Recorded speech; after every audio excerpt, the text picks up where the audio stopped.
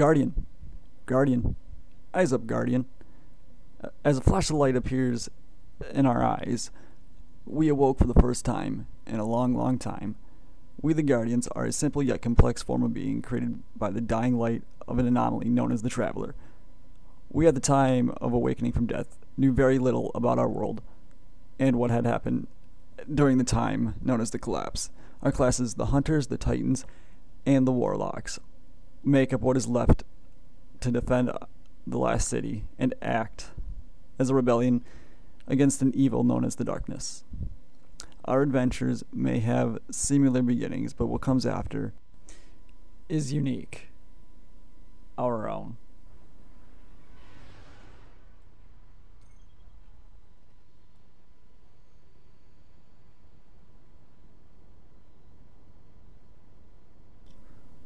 We ventured to many places within our solar system. Venus, a small partition in the Kuiper Belt known as the Reef, a gigantic crater in the Earth's moon, our home itself, Earth, the rings of Saturn, and the Martian planet, Mars.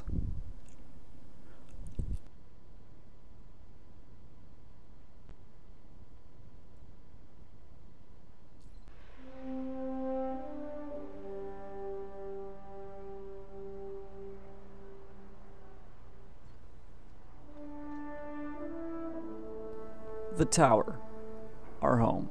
As we land at the Tower Plaza, we are greeted with an inscription in writing that many don't understand.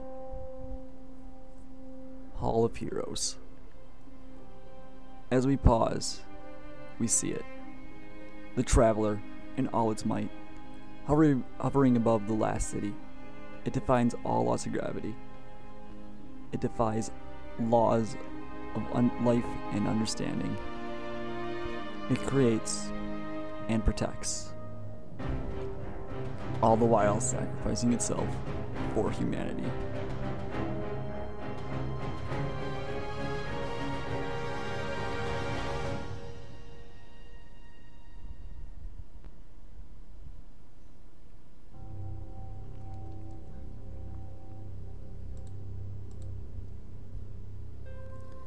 The tower is filled with all the essentials a Guardian needs.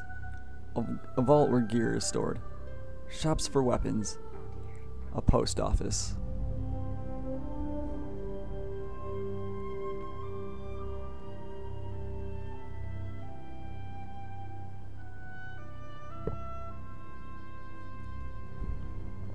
We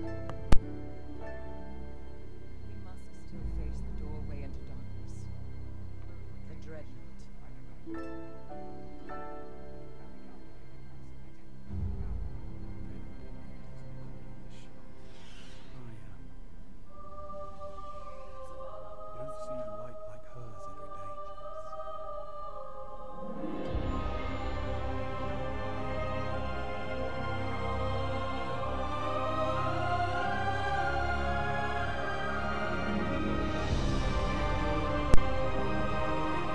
But in the Hall of Guardians, the Vanguard sit, a core array of the Warlocks. Hunter.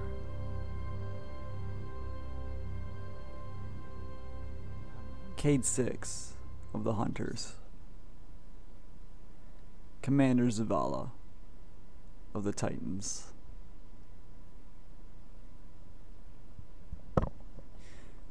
As I sit here, I recollect my past endeavors in this game. I sit here at the end of a journey, but humbly at the beginning of a new one, reminded of what this was like for my first time. I was wondering what adventures might have in store for me and what the future might hold.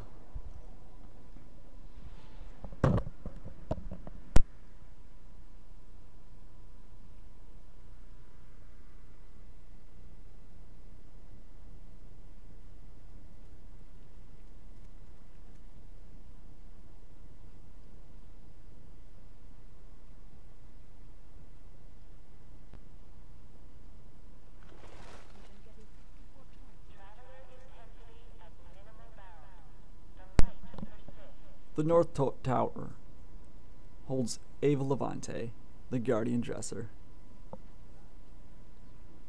New Monarchy, a faction which Guardians can ally with for guns and gear specific to the faction. A closed set of doors, to which no one knows where it goes, or its purpose.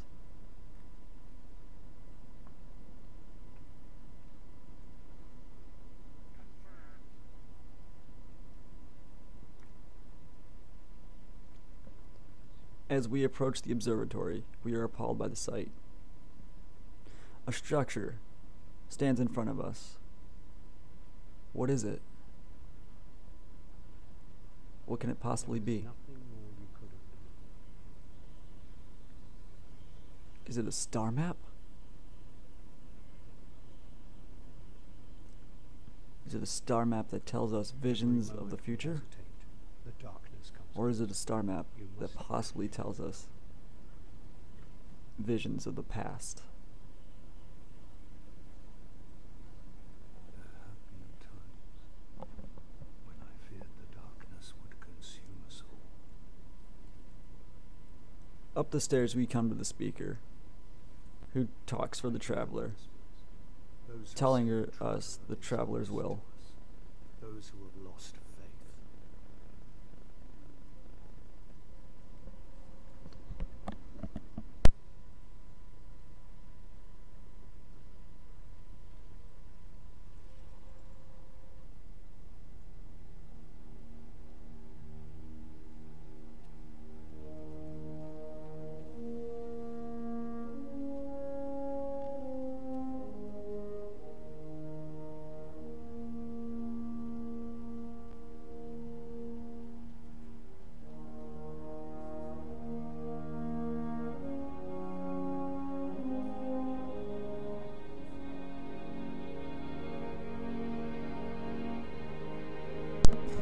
The tower hangar holds a place for our ships, where Amanda Halliday, the shipwright, can be found repairing and tinkering with who knows what.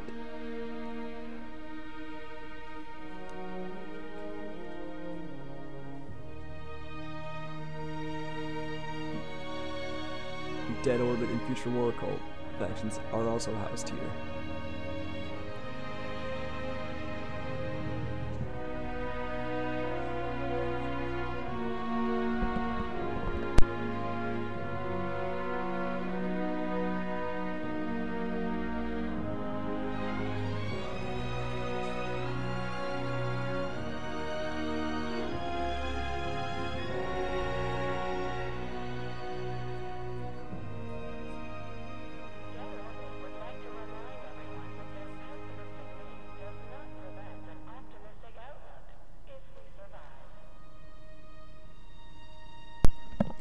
Below the hangar is where the Guardian lives and sleeps.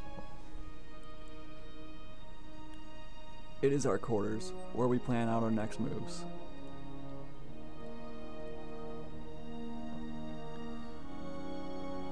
Where we chart out where we need to strike. Where we map our next conquest.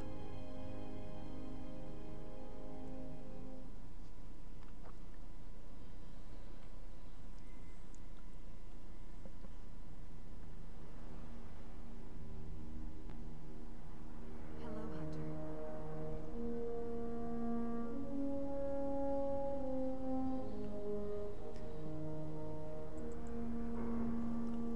We keep relics of our fallen enemies, shields, guns, and even skulls.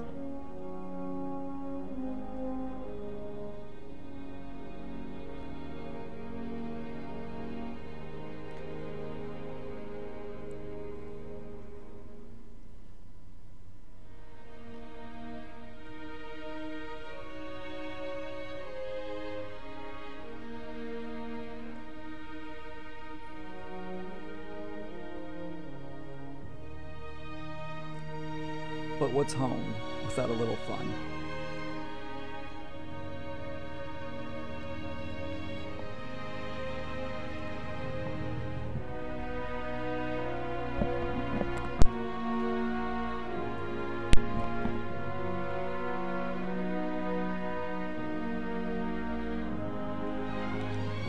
The tower. The Guardian's home.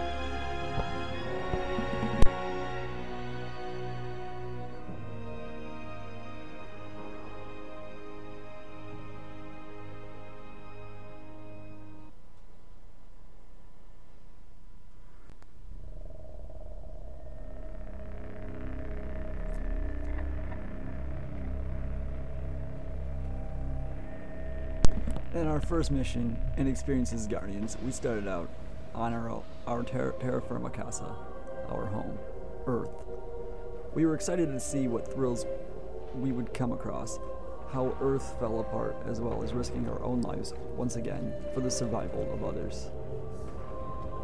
After all, that's why we were chosen as Guardians, right?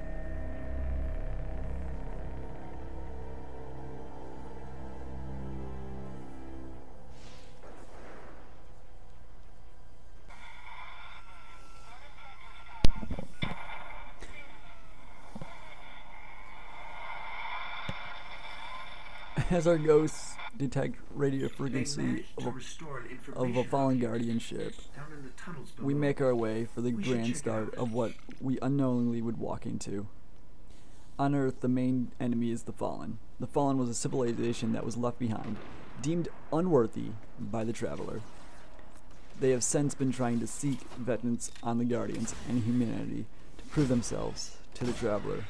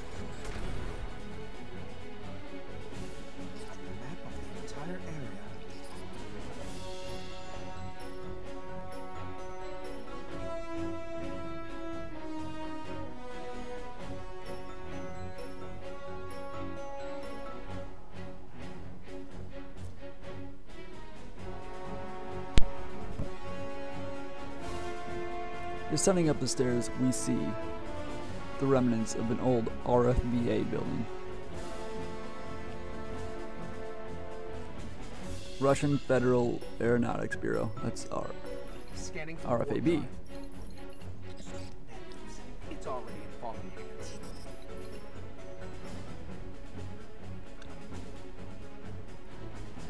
I hope you're ready for this.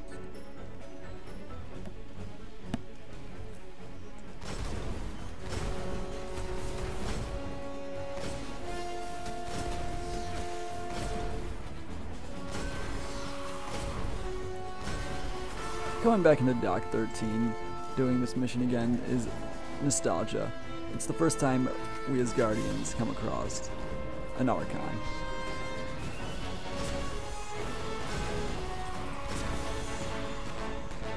We come across many of these major foes, often stronger than those of the likes of Vandals or Dregs. We use our light and our courage to defeat those who oppose us.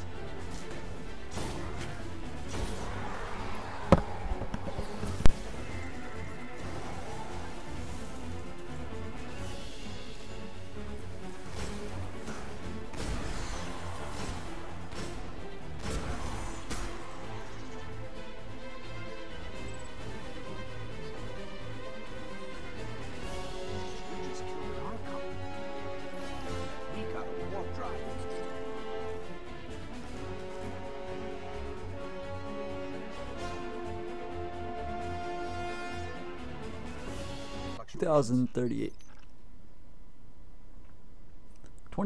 238,900 miles away from home. We stand on the surface of our moon, forever locked in synchronosis rotation, also known as tidal lock. We can always see our home, but never quite touch it.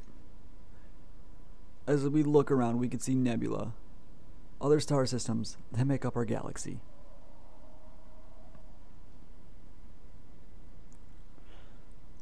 Since the collapse, the moon has become a breeding ground for space debris, such as this space station. Satellites still do fly overhead, but are inactive, unless controlled by the Russian AI warmind, Rasputin.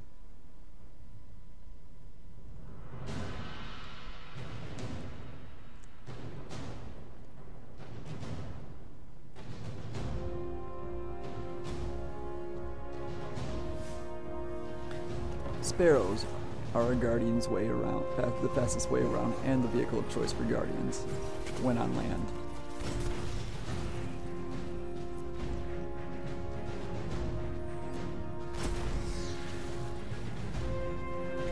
Far in the distance, we could see our Martian neighbors, Mars.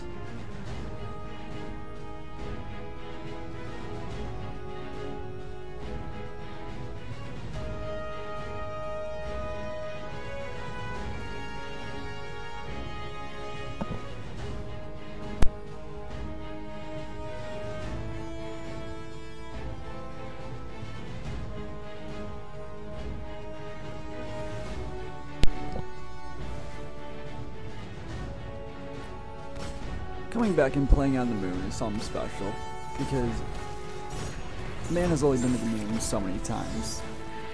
4 or 5 times, or 3 to 4 times. We always see pictures of what it looks like, and in our imaginations we could depict, but we actually never know what it is like out there. Bungie has done a good job of depicting the moon in a post-apocalyptic situation, but while keeping the realism of what in their imagination. And many of our captivations would be our lunar surface.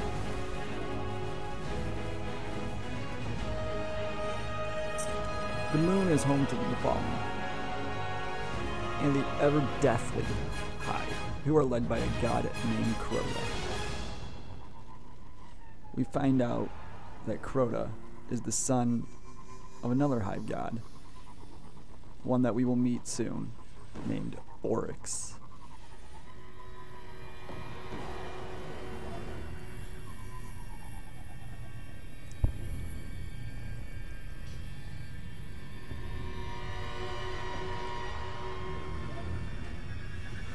We find out there is much more to beat in this world than defeating Archons, Majors, and Ultras.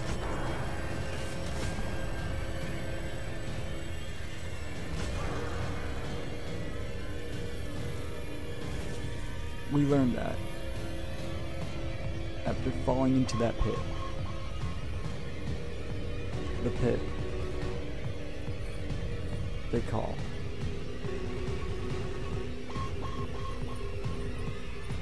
the dark below.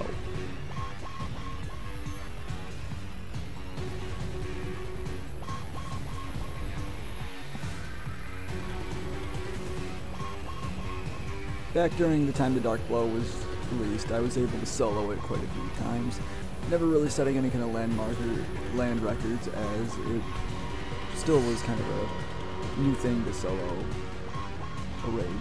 Or at the time, as I called it, a glorified strike. We just got this on a secure channel from the Krypton. The Ishtar Collective gathered some of the greatest minds of the Golden Age. Their archive is a treasure of knowledge that we cannot lose to the fallen. Secure the archive, and the Cryptarchs will be in your debt.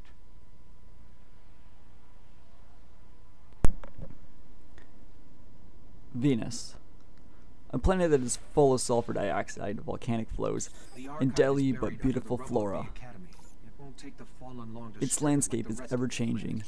We better find it before they taking get out inside. taking out structures mankind left behind centuries ago. Now the Fallen reside here, along with a new enemy that knows no relativity between time or space. They are machine, but organic. Their origins are from a place called the Black Garden, where a Vex god is said to live.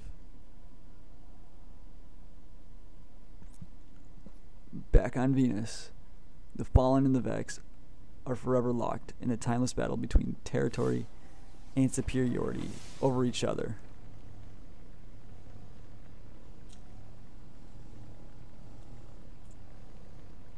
This begs the question of why the Vex don't use time travel to defeat their foes. Maybe it's time that holds them back?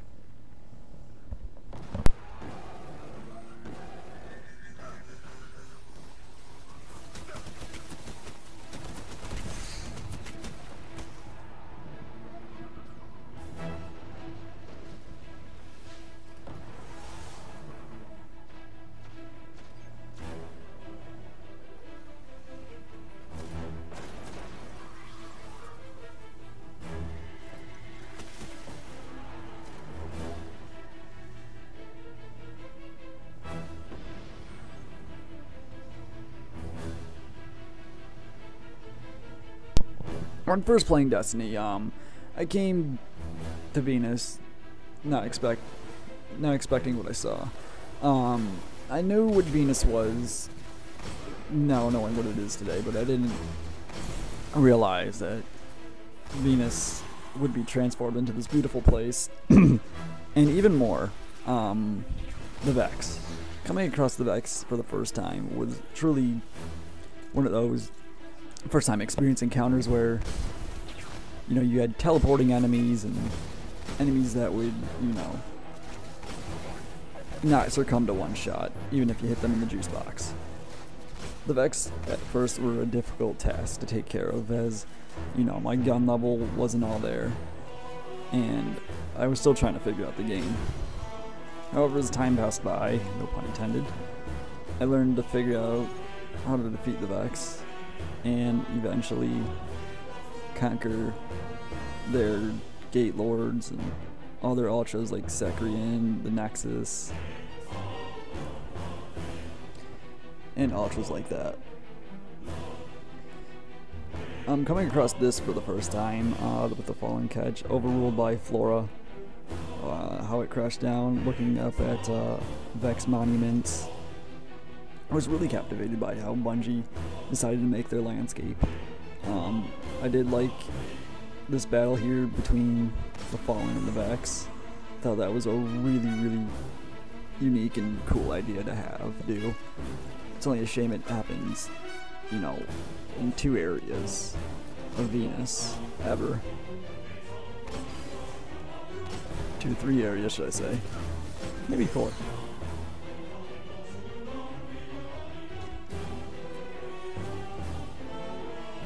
And I think it's also interesting how the Fallen and the Vex came across as enemies instead of allies trying to defeat the Guardians. I guess the Vex know what's to happen to them, as the Fallen don't.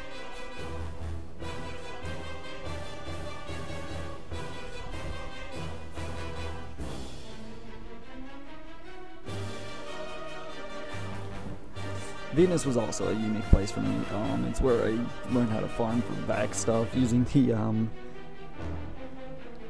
spawn exploit, where you jump on top of a bridge and spawn in enemies.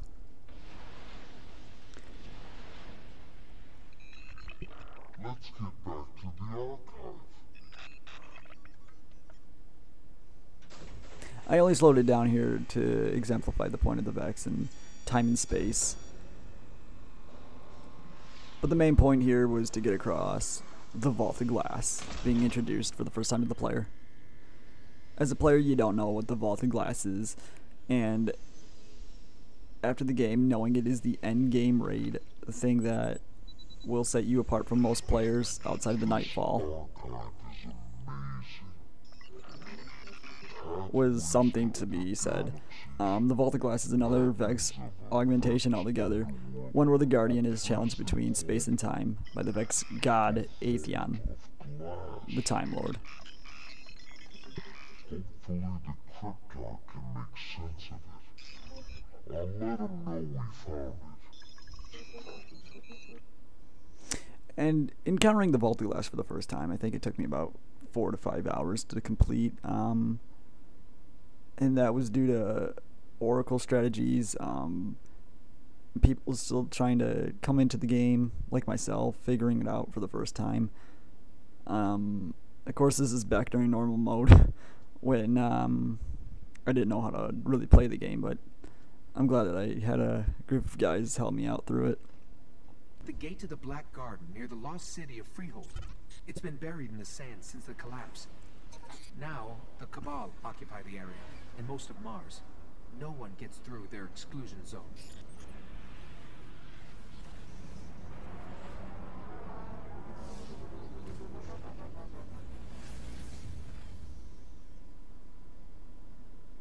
You want your Sparrow? We're going to have to break into one of their bunkers and disable the system. Here's what I have on the Cabal. 800 pounds and highly militarized. They blow up planets and moons just for getting in their way. Just so you know what we're dealing with.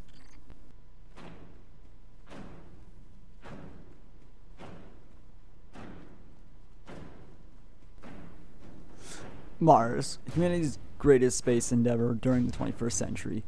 We know it as a desert planet, arid, full of Golden Age remains, but not lifeless. The Cabal. The giant space turtles from somewhere beyond the reach of the solar system. In our adventures, we knew of a few Cabal threats: Dallas Ta'arik, the Scion Flares, and the Bond brothers. However, there has been no major threats to us or the city from the Cabal. We just shoot them, limiting their numbers, but never fully understanding why they are here. We don't know what they're planning or why. So the whole thing with the Cabal here in Destiny was kind of weak. We didn't really see much of them. We didn't get much of why they're even an ad in this game, what their whole story is. And Bungie could have added them, with the Taken King or with Rise of Iron, but they decided to hold off on that. And I think the reason why is that the Cabal would have been too big of a story to tell for Destiny. The game was, at the time, stripped down from what it was supposed to be. Coming across the Cabal for the first time, you shoot them, their heads blow off. Big whoop-de-doo. The one thing that got me the most was the damn phalanxes and their shields. I'd get whipped in the air by them, or they'd charge slam me and I'd die a couple times, but I eventually learned if you shoot them in the gun or shoot them in the foot, they'll open their shields. And it's an easy way to kill them.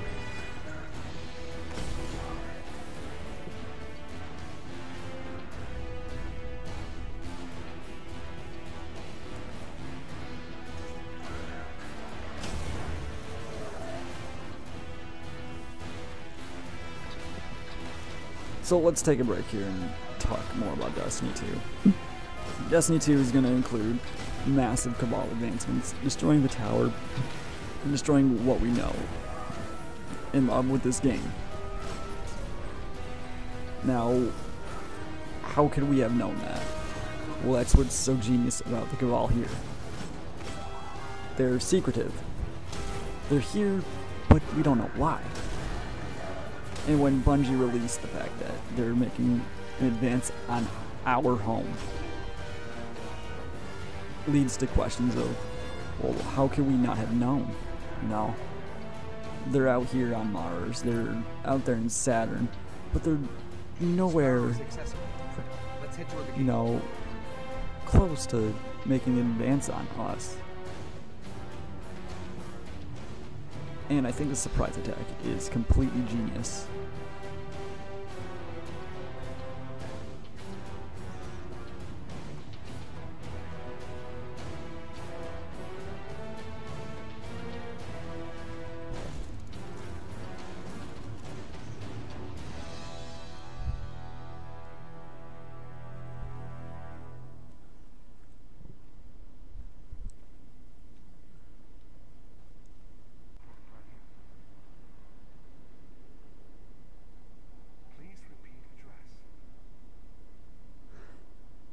The Kuiper Belt, the last region in our solar system, hitched right between Neptune and space, is the last place anybody would venture to after the collapse.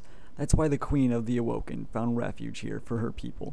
They sought refuge here until a false Kel by the name of Skolas escaped from the prison of elders. We were called upon to hunt down the leader of the House of Wolves. In doing so, we won the respect of the Queen and a friendly vandal.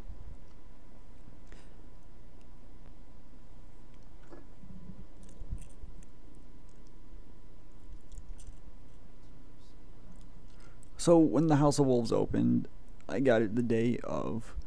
It was, just after school got out for me, and I was really excited to play it. I just got the mic and started talking to more of my friends. And the House of Wolves was a really unique storytelling experience for me. I think it really opened the door for more lure for Destiny.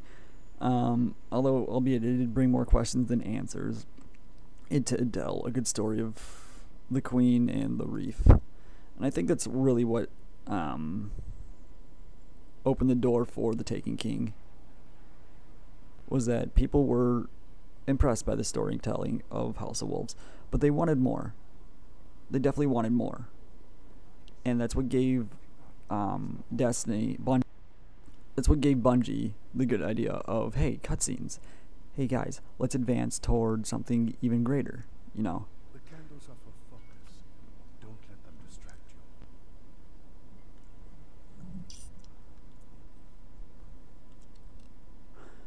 you. During this time, we heard word from a strange guardian by the name of Osiris, where we were to be trained in the most dangerous game of combat, Guardian versus Guardian. Even more so than what we've experienced in normal Crucible or the Iron Banner. However, there was a bigger threat looming, seeking vengeance. Com software updated. For the son that we killed. So, leading up to the next expansion, the Taken King, the end game changed from, Crota's End, Vaulted Glass, to Prison of Elders. The light level was raised to 34. People were getting really, really into Crucible combat, doing Trials of Osiris, looking forward to Iron Banner. I was one of those people, and I did get to the Lighthouse, 3 or 4 times, eventually acquiring the exotic emblem. House of Wolves for me was a fantastic DLC. However, I didn't like Prison of Elders. I would have preferred a raid, as most Guardians would have, but we got what we got, and we made the most of it. Pit. You sought revenge for those I lost. You slew a god. Crota. With his last breath, he reached out across the night. And now, the night has answered.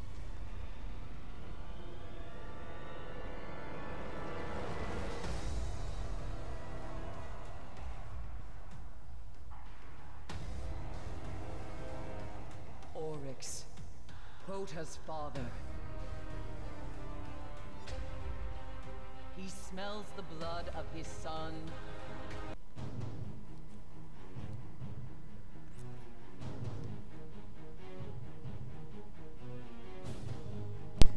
The Dreadnought, located in the middle of Saturn's rings.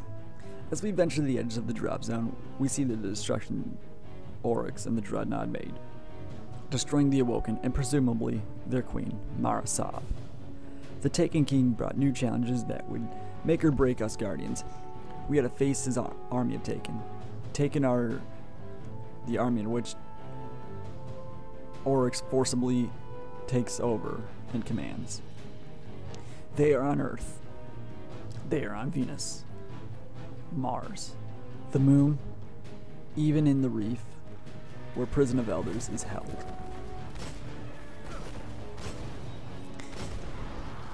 We had to find ways to beat him. the gun manufacturers came out with brilliant ideas of taking away elemental primaries and giving us kinetic damage. Hake, Suros, Amalon, and Tex Mechanical all came together to make sure we were well equipped. However, our greatest weapon prizes came from defeating Alakul, the Dark Blade. In the end, the Taken King was dethroned. So during the Taken King, it was a huge expansion, you know. Light level was raised to initially, I believe, 280 before Guardians had to reach. No, it was 300, and then Guardians had to reach 335. So that climb, so that transition between, you know, 34 light, where your gear would affect your light, to a whole new change where gear still affected your light, but not in the prevalent way that it did during the first year and a half of Destiny. The Taken King definitely upgraded a lot of things, and I think really downgraded on some playability of the game. You know, taking out the exotics, or taking out, exotics, not having raids be replayable was a real downfall of this. Taking out legendaries that had burns on them, that was another huge thing that players didn't like. But Bungie saw this as an act of balancing, and I think Bungie did and didn't make the right choice here.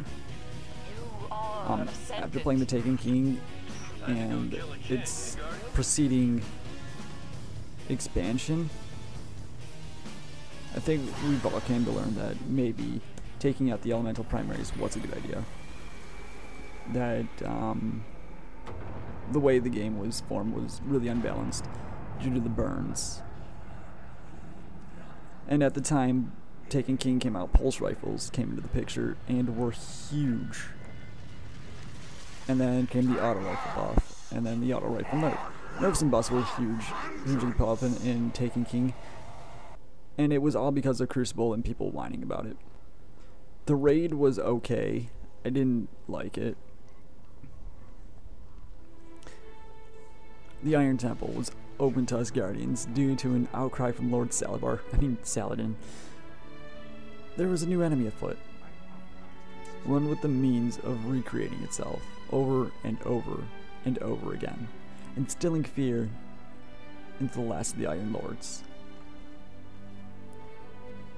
Lord Saladin, Shiro 4, and Lord Aphrodite were all that remained after the Iron Lords had entered a siege takeover of Rasputin's bunker to try and destroy the replication machine at its source.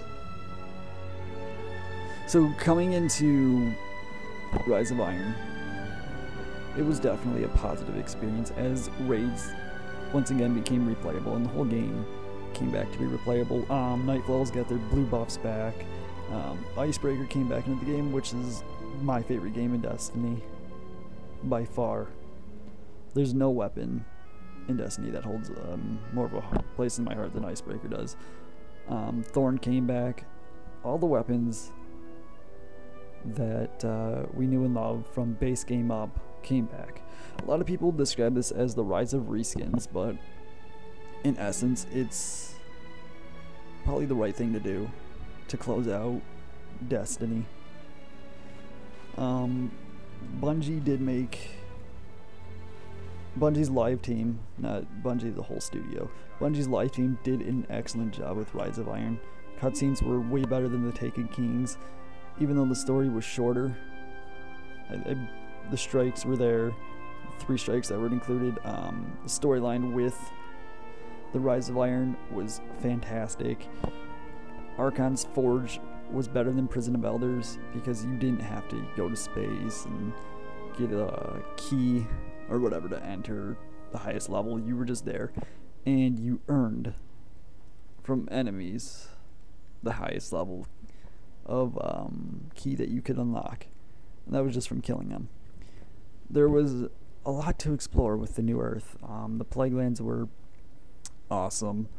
They still are. There was a lot more to, I don't know, go into. It was like the Dreadnought, but better because sparrows. The Wrath of the Machine raid was good. I think it was better than the Taking. It was better than Kingsfall. Kingsfall to me was pretty boring. It was lackluster, even though it had 4 bosses that you had to defeat. I think all those bosses were just kind of bullet sponges, so to speak, even though there were mechanics that you had to do to defeat them. Those mechanics were easily solved and, easily placed. With the Wrath of the Machine raid, it was fairly easy to figure out the first part, throwing the spheres at Axis, but then the second part was kind of tricky with the monitors. It took a little while to figure those out. Then Death Zamboni was pretty fun. That took a little bit to figure out too. After Death Zamboni was a really good portion of the raid. Yeah.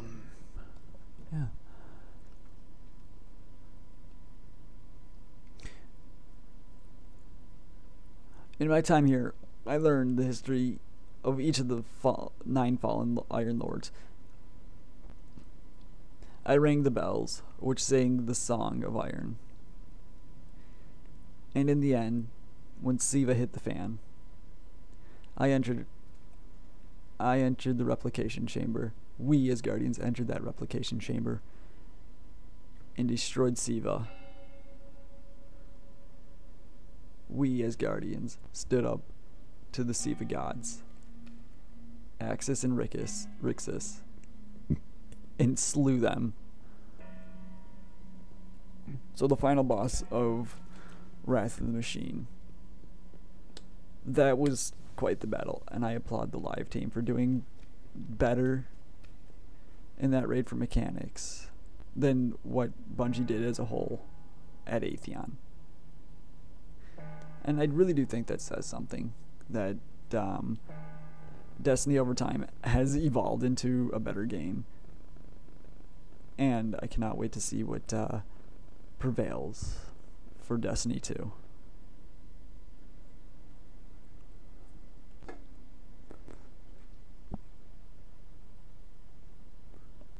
No matter what class, race, or gender, or faction you are under, no matter how tough the enemies are,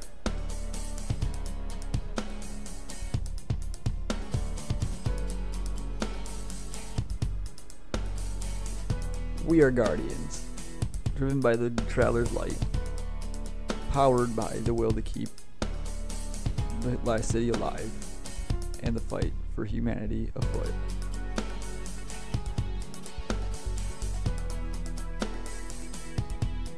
Awoken female warlock. Human titan male. Exo hunter male.